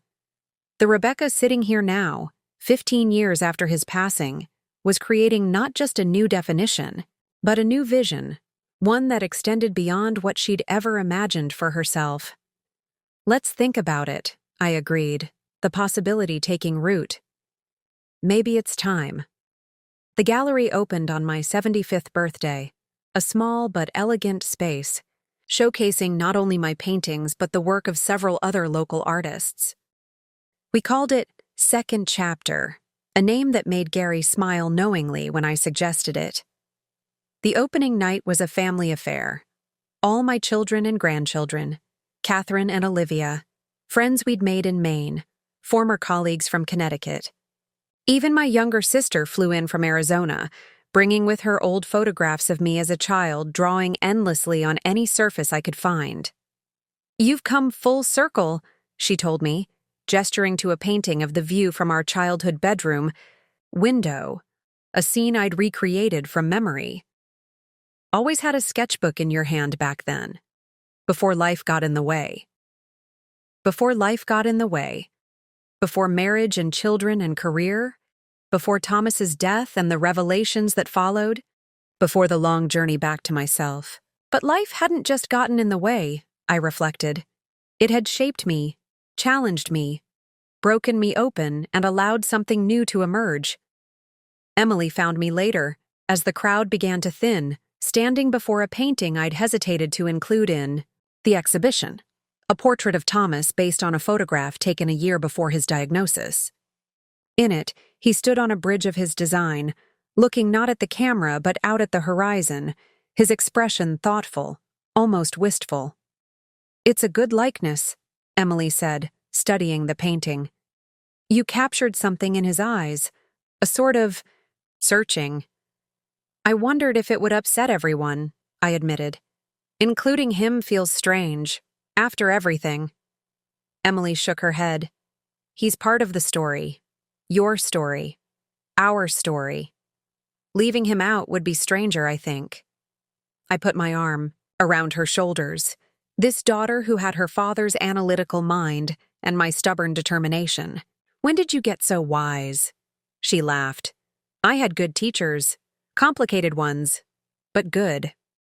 As the last guests departed, I found myself alone in the gallery, surrounded by the visual representation of my journey, landscapes from Connecticut and Portland, seascapes from Maine, portraits of family members, abstract works exploring grief and healing, a life translated into color and form, visible for anyone to see. Gary appeared in the doorway, keys in hand. "Ready to lock up?" I nodded, taking one last look around. It feels strange, having all this out in the world, like I've exposed something very private. Isn't that what art is supposed to do? Reveal truth? Perhaps, I agreed, switching off the main lights, leaving only the security lighting casting soft shadows through the space. Though I'm not sure I knew what truth I was revealing when I painted these. I was just processing, living, observing. Gary smiled, holding the door for me. "And that's the most honest truth of all, isn't it? That life is just that, a process of living and observing and making sense of it as best we can." Walking home along the moonlit path that connected the gallery to our cottage, I thought about the long, complicated journey that had brought me here. About Thomas, who had lived his divided life and died with his secrets intact. About Catherine, who had chosen to share a man she loved rather than lose him. About my children and Olivia, who had found ways to forge connections despite the painful circumstances that linked them. About Gary, who had entered my life when I least expected, to find love again. And about myself, the girl who had loved to draw, the young woman who had poured her creative energy into building a home and raising children, the betrayed wife who had had to reconstruct her understanding of her marriage and herself, the older woman who had reclaimed her artistic voice and built a new life from the fragments of the old one. None of us had lived the lives we'd planned or expected. We'd all been shaped by choices, our own and others, by circumstances beyond our control, by the complex interplay of love and deception, courage and fear, resilience and surrender. "Look," Gary said, pointing upward as we walked. "Shooting. Star." I tilted my head back, catching the brief, brilliant streak of light against the velvet darkness. A fleeting moment of beauty, there and gone in an instant, but somehow perfect in its transience. "Make a wish," he said, squeezing my hand. I smiled, not bothering to explain that I had no wish to make. Not because I believed I had everything.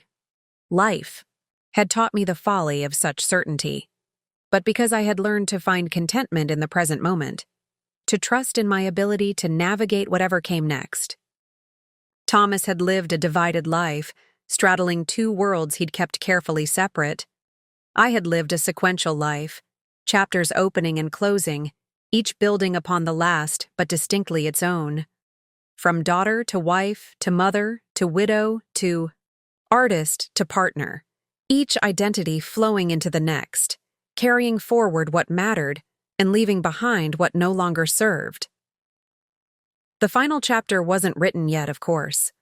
At 75, with reasonably good health and a mind still curious about the world, I hoped for many more years of painting, of family gatherings, of quiet evenings with Gary, of new experiences and insights.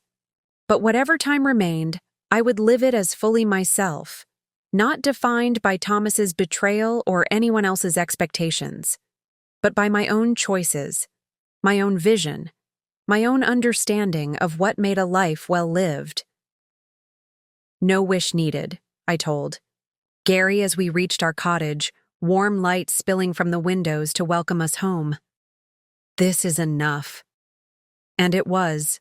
This moment, this life, this hard-won peace that had emerged from the wreckage of deception and loss. More than enough. Fullness I'd never expected to find. Thomas had lived a divided life. I had learned to live a whole one. 20 years after Thomas's death, I stood at my easel in the studio of our main cottage, working on a painting of the beach at sunrise. At 80, my hands weren't as steady as they once were, but what I lacked in precision I made up for, in the confidence that comes from years of practice, from knowing exactly what I wanted to express and how to achieve it. Through the open windows came the sound of children's laughter, my great-grandchildren playing on the beach below, supervised by Emily's daughter, Abigail, now a poised young woman of 17. The annual family gathering was in full swing. The cottage and the guest house next door, filled to capacity with the ever-expanding branches of our family tree. Gary poked his head into the studio, his once salt and pepper hair now completely white, but his eyes still bright with curiosity and kindness. "Lunch in 15 minutes, he announced. "Catherine's made that seafood pasta everyone loves." "I'll be there," I promised, adding a final touch of pale gold to the horizon line. The family gathered around the long table on the deck had grown and changed over the years. My children were in their 50s now, established in their careers, weathered by life's inevitable challenges but generally happy. James and David had adopted a third child, a daughter now in college studying architecture like her grandfather. Sophie and Eli had 2 children and had recently moved to a research position at the Oceanographic Institute just an hour from our cottage. Emily's 3 children were all pursuing different paths: medicine, teaching, environmental law. Olivia, now a renowned oncologist with several promising research papers to her name, had married another doctor 6 years ago. Their adopted twins, a boy and girl now 10 years old, had added another branch to our already complex family tree. Catherine, elegant in her 70s, had become an unexpected but treasured friend, our shared history creating a bond that transcended its complicated origins. Gary, my companion for 15 years now, fit seamlessly into this mosaic of relationships, his gentle humor and genuine interest in everyone's lives making him beloved by all generations. As lunch wound down and people dispersed for afternoon activities, I found myself sitting with Catherine and Olivia on the deck, watching the younger children building an elaborate sand castle under Sophie's expert direction. "I got a call from Portland General last week," Olivia mentioned, sipping her iced tea. "They're renaming the oncology research wing. Asked if I'd be comfortable with them calling it the Harrington Center." Catherine and I exchanged looks of surprise. "After your father?" Catherine asked. Olivia nodded. "Apparently his estate's donations over the years, which you both continued after his death, have funded quite a bit of their research. Plus my work there, of course." She looked at me uncertainly. I told them I'd need to discuss it with family first. I know it's complicated. 20 years ago, even 10 years ago, the suggestion might have stirred complicated feelings. Resentment that Thomas's name would be honored without acknowledgement of the deception that had characterized his life. Pain at the reminder of his divided loyalties. Now, I felt only a quiet recognition that, like all of us, Thomas had been more than his worst actions. "I think it's appropriate," I said after a moment. "He would have been proud of your work there." "Olivia, And medical research was always important to him, especially after his diagnosis. I agree, Catherine added. He made many mistakes in his personal life, but his professional ethics were always strong, and he would be incredibly proud of you. Olivia smiled, relief evident in her expression. Thank you, both of you. I wasn't sure. Life is long, I said, watching the children on the beach. Perspectives change. The Thomas we knew 20 years ago and the Thomas remembered by a hospital. For his contributions to medical research, both are real, both are true. Later that evening, as the extended family gathered for a bonfire on the beach, I sat slightly apart, wrapped in a blanket against the evening chill, watching the play of firelight on beloved faces. Gary joined me, settling into the adjacent chair with a contented sigh. "Penny for your thoughts," he said, his voice warm in the gathering darkness. "I was thinking about legacy," I replied, gesturing toward the circle around the fire. "About what we leave behind." "Your paintings," he suggested. "The gallery. Your influence on all those students you taught over the years." "Yes, those things," I agreed. "But mostly this family, these connections. Even the complicated ones, maybe especially those." He nodded, understanding as always. From brokenness to wholeness. Exactly. I watched as James's youngest daughter leaned against Olivia, listening intently as she pointed out constellations appearing in the darkening sky. I never could have imagined this 20 years ago. That Thomas's deception would ultimately lead to expansion rather than diminishment. That his two families would become one larger, more complex family. "Life has a way of surprising us," Gary observed, "rarely in the ways we expect or plan for." I thought about the long, winding path that had led me here. The young woman who had married Thomas with such hope and trust, the mother who had built her life around her family, the betrayed wife forced to reconsider everything she thought she knew, the artist who had found her voice in her 7th decade, the woman who had opened herself to new love when she least expected it. None of it had gone according to plan. All of it had shaped me, molded me, broken me, and healed me in ways I could never have anticipated. I used to wonder what my life would have been like if Thomas had lived, I mused. If he'd never gotten sick, if we'd grown old together as I'd expected. And now? I smiled, watching Emily's grandson, Thomas's great-grandson, throw another log on the fire, sending sparks flying upward like earthbound stars returning to the heavens. Now I just feel gratitude for the life I've had. All of it, the joy and the pain, the love and the betrayal, the losses and the unexpected gifts. It's been a full life, a rich one. Never simple, but always meaningful. Gary took my hand, his touch as comforting and familiar as the sound of waves against the shore. "It's not over yet, you know. There are still paintings to be made, family gatherings to enjoy, quiet sunrises to witness together." "I know," I said, squeezing his hand in return. "And I'm looking forward to all of it." As darkness settled completely over the beach, someone started singing an old folk song about returning home from a long journey. Other voices joined in, the melody carrying on the night air, connecting all of us in that moment of shared harmony. Thomas had lived a divided life, straddling two worlds he'd kept carefully separate. In death, he had inadvertently brought those worlds together, creating something new and unexpected from the painful collision. And I had lived a life I never could have imagined, broken open by betrayal, rebuilt through resilience, expanded by forgiveness, enriched by new love, and ultimately defined not by what had happened to me, but by how I had chosen to respond. Not the life I had planned, something more complicated, more challenging, and ultimately more meaningful. Something whole. 25 years after Thomas's death. I celebrated my 85th birthday with a retrospective exhibition at a well-regarded gallery in Boston. A Life in Color, The Art of Rebecca Harrington, showcased over 50 paintings spanning my 20-year career as a professional artist, from early, tentative landscapes to more recent abstract explorations of memory, time, and connection. The centerpiece was a triptych titled Divided United. 3 large canvases that, viewed together, told a visual story of fracture and reunification.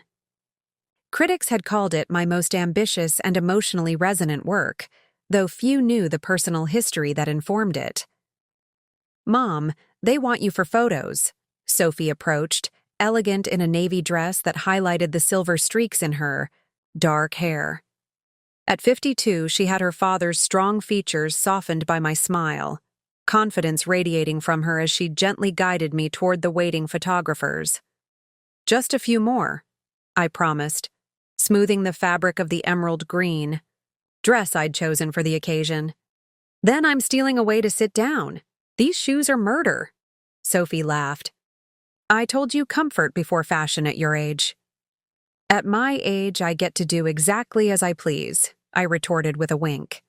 The gallery was crowded with family, friends, and art enthusiasts, the buzz of conversation and occasional laughter creating a warm atmosphere despite the formal setting. Gary moved through the crowd with ease, charming as ever at 83, occasionally catching my eye with a private smile that still made my heart lift after 20 years together. I spotted Catherine seated on a bench near my earliest paintings, looking elegant but fragile at 80. The past year had been difficult for her. A mild stroke, a lengthy recovery, the gradual accepting of limitations that came with advancing age. Olivia hovered nearby, the protective instinct of both physician and daughter evident in her attentive gaze. After the photographs and a brief, gracious speech from the gallery owner, I finally escaped to join Catherine on the bench, kicking off my uncomfortable shoes with a sigh of relief. "Quite a triumph," she said, gesturing to the crowded room. "Thomas would be proud. And probably completely bewildered," I added with a smile. He never quite understood my interest in art. Practical to the core, our Thomas. Catherine laughed softly. "True, though he did have an unexpected appreciation for poetry. Did you know that?" "I didn't," I admitted, another small piece of the Thomas puzzle slotting into place even after all these years. "What kind?" "Frost, primarily. He had a collection of first editions he kept in Portland. Olivia has them now." We sat in comfortable silence for a moment, 2 women in their 80s who had once loved the same man, who had built an unexpected friendship from the ashes of betrayal and loss. "I've been thinking about writing it all down," I said suddenly. "The whole story. For the grandchildren, the great-grandchildren. So they understand where they came from, how this family came to be." Catherine considered this, her gaze moving to where Olivia stood chatting with Emily and James. "A memoir of sorts?" "Something like that. Not for publication, just for family. But I'd need your perspective too. And Olivia's, to make it complete." "A collaborative effort," Catherine mused, "like the family itself has been." She nodded slowly. "I think I'd like that. A chance to explain my choices, my part in it all." "Your regrets?" I asked gently. She met my eyes, decades of shared history between us. "Some. Not all. I can't regret Olivia, or the love Thomas and I shared, even knowing the pain it caused. But I regret the deception, the years of lies, the person I became to accommodate it all." I nodded, understanding completely. Balance in all things. Joy and sorrow, regret and gratitude, loss and discovery. The human condition, Catherine agreed with a small smile. Emily approached, her eldest daughter Abigail beside her. At 22, Abigail was a striking young woman with her grandfather's eyes and her mother's determined chin. "Sorry to interrupt," Emily said. but Abigail has news she wanted to share with both of you together. Abigail smiled nervously. I've been accepted to medical school. Johns Hopkins. I want to focus on oncology research, like Aunt Olivia. Catherine's hand found mine on the bench between us, a silent acknowledgement of the moment's significance. Thomas's granddaughter and his daughter, working in the same field, carrying forward a legacy neither of them had originally been meant to share. Congratulations, sweetheart, I said, squeezing Catherine's hand while smiling at my granddaughter. A perfect full circle. Later that evening, after the gallery had emptied and only family remained, Gary helped me gather my belongings from the small office the gallery had provided. Tired? He asked, noticing my slower movements. Pleasantly so, I assured him. It's been a wonderful day. Perfect, really. Your speech was beautiful, especially what you said about art being a way to make sense of life's unexpected turns. I smiled, remembering the words I'd carefully prepared. I meant every word. Each painting was a way of processing, of understanding, of finding beauty even in pain. As we prepared to leave, I paused before the triptych Divided United, studying the 3 panels that represented the story of my life after Thomas, the initial shattering, the slow and painful reassembly, the eventual emergence of something new and unexpected from the fragments. Your masterpiece, Gary said softly, standing beside me. Perhaps, I agreed, though I think the real masterpiece is less tangible. I gestured to where our blended, complex family gathered by the gallery entrance. My children and Olivia, their spouses and partners, grandchildren, great-grandchildren, all connected by blood or choice or both. That's the true creation, the family we've all built together, despite everything. Gary nodded, understanding as always. From division to wholeness. Exactly. As we joined the others, plans being made for dinner, for gatherings the next day, for future visits and celebrations, I felt a deep sense of completion. Not an ending. Life continued to unfold in unexpected ways even at 85. But a recognition that the journey from betrayal to healing, from fracture to wholeness, had been fully realized.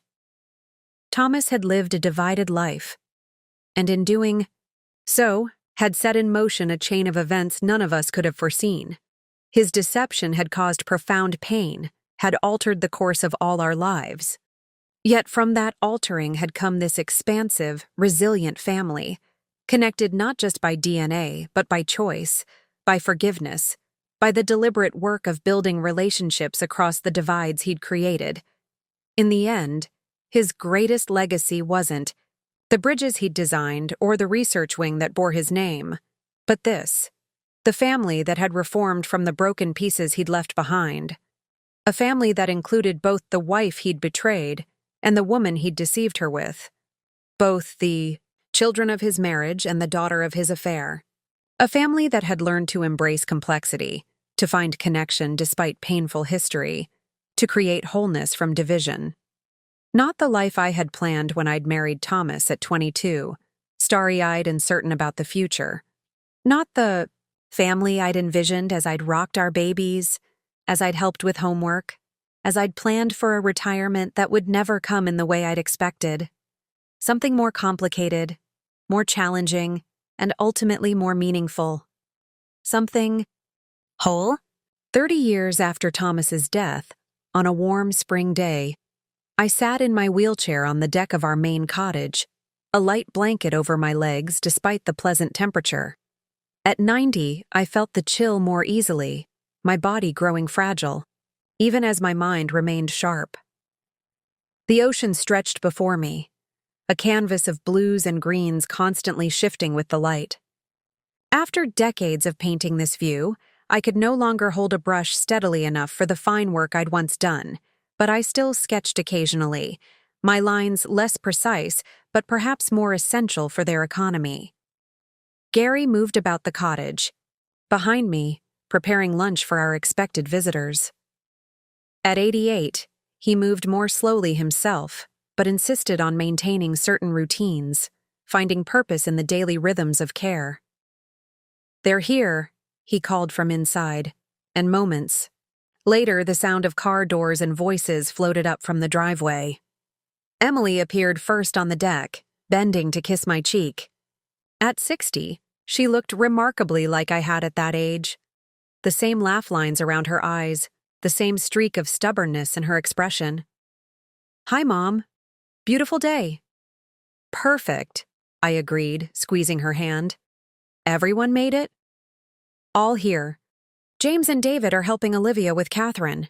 Sophie and Eli are bringing up the food." Catherine's health had declined significantly in recent years, vascular dementia slowly erasing her sharp intelligence, leaving her increasingly dependent on Olivia's care. She still had good days, moments of lucidity and connection, but they were becoming rarer.